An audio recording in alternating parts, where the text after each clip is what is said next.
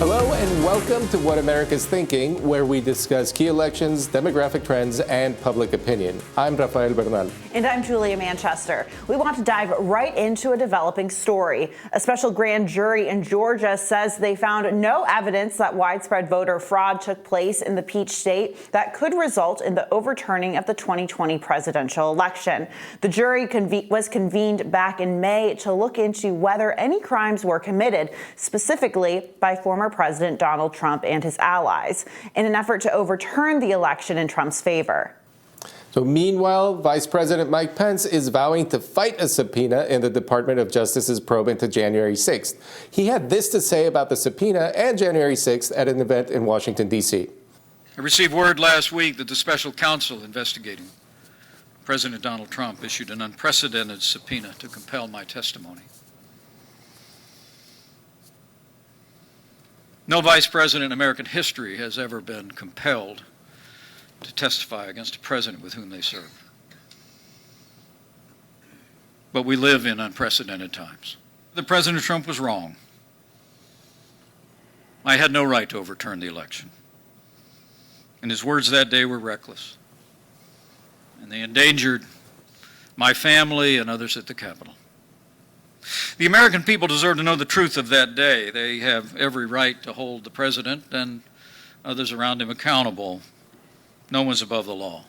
So do you think this ultimately impacts the Republican presidential primary? I mean, we've seen poll after poll that shows that voters in general sort of think that believe that they're over the 2020 presidential fiasco and all of that. But it's investigation after investigation. Now with President Trump, an announced candidate, and, Vice President Pence, potential announced candidate. What do you think? I think that's exactly it. Mike Pence wants to have it both ways, and he just might get his wish. And what I mean by that is he wants to appear like he's fighting a subpoena that for base Republican voters seems like government overreach, weaponizing the government, like a lot of good keywords for the base there.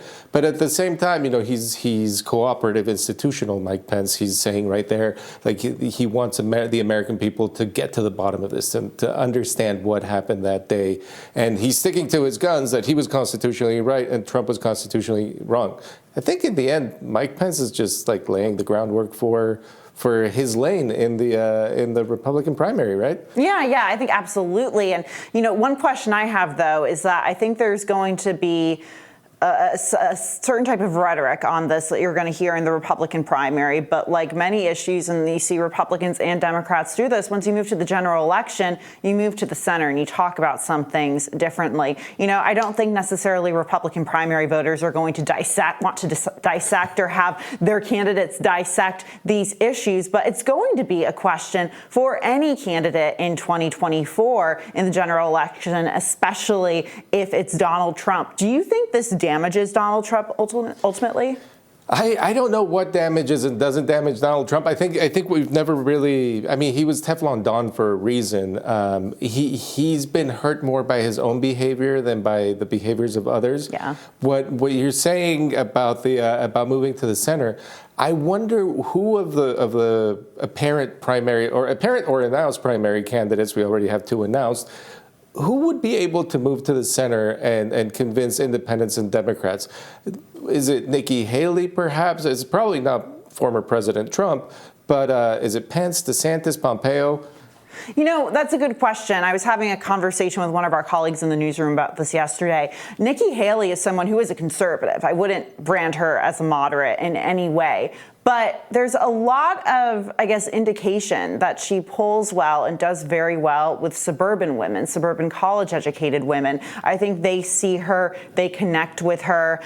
She is someone that, even though she is very conservative, in the past, we've seen her walk this very narrow tightrope in terms of criticizing Donald Trump, but not necessarily going all the way with Donald Trump in terms of taking him head on. It's very narrow, and I think, obviously an intentional strategy on her part. So she's very much trying to get those conservative voters in the primary, but also keeping an eye on a group of voters that could be very influential and important in the general election. I guess the question I have about Nikki Haley is, and I've been trying to delve into this more this week, she announced pretty early. I mean, not early compared to Donald Trump, who announced a week after the midterm elections, but compared to the rest of the primary field, she announces early. What does that mean for the rest of the 2024 potential primary field? Does that pressure them to get in? I know that for DeSantis, he's on a different timeline. Youngkin, if he gets in on a different timeline because they're governors, they have sessions and such.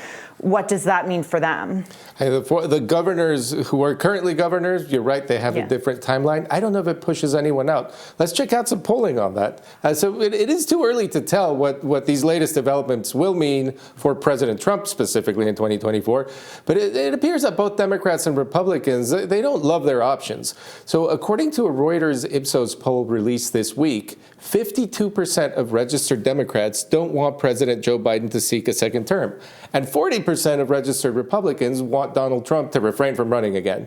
So that same poll found that Biden and Trump still lead their party's field of potential candidates, but neither has the support of the majority.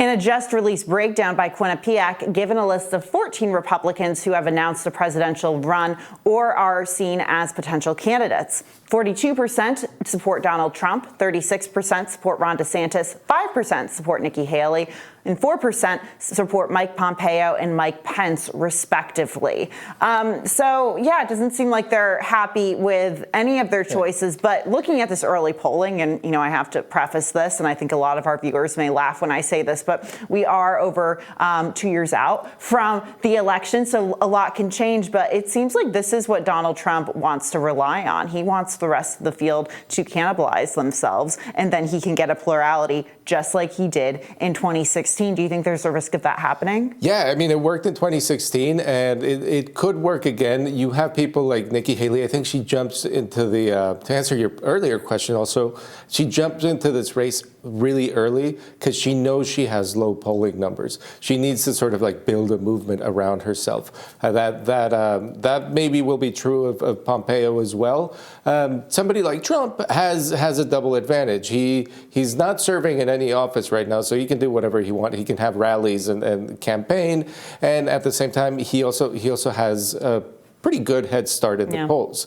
So I think you're right. I think that's his strategy. The question is, what is the smart strategy? How does Nikki Haley or Mike Pompeo build interest over 2 years? Is it too long? It's a good question. Those names you bring up, Nikki Haley and Mike Pompeo, I think in a way, and if you group maybe former Vice President Pence in there, they're sort of vying for the same lane. These former administration officials who, with the exception of Donald Trump, have the most foreign policy experience in the field.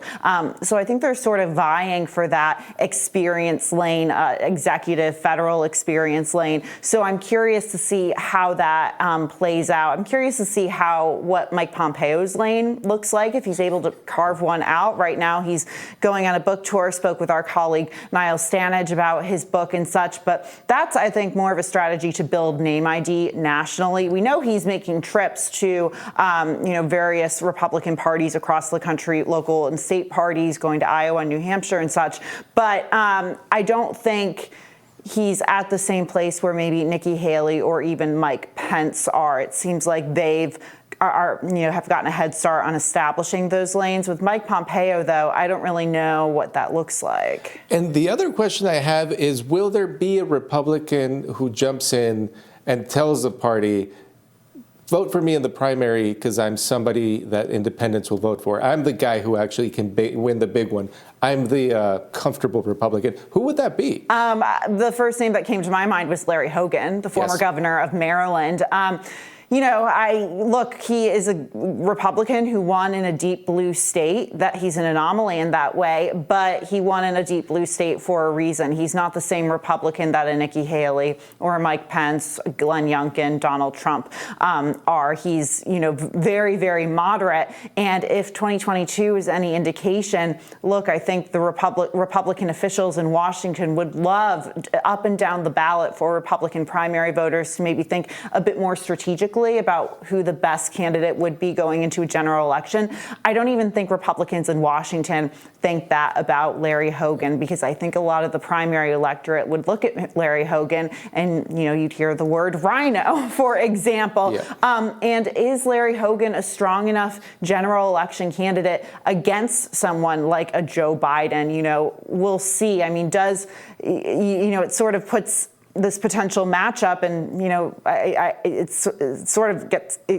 get a little tired of saying it, but it's two older white men going up against each other again, and that could very well happen with a number of the Republican primary. Yeah, it could happen contenders. With Pence, Pompeo, Trump. Yeah.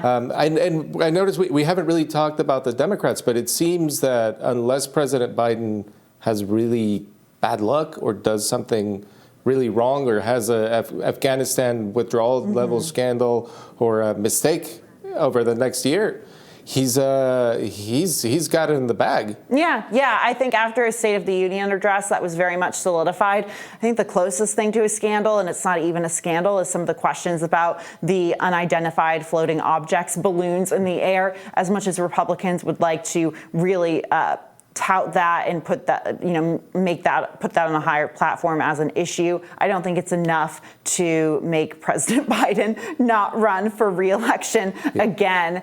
And coming up, Congressman Ruben Gallego appears to lead in a potential head-to-head matchup. We'll break that down next.